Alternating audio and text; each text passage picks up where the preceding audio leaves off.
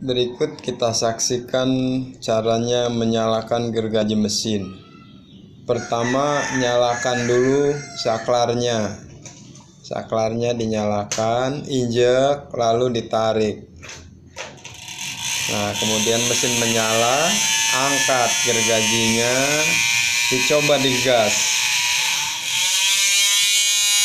Kemudian mulai memotong. Potong, terus naik turun,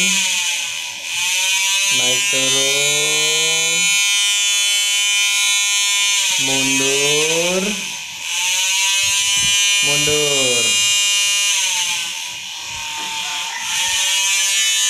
maju,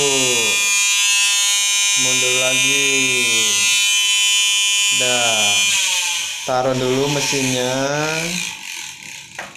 ambil patahan kayunya, kemudian buang. Nah, itulah cara menyalakan gergaji mesin. Oke.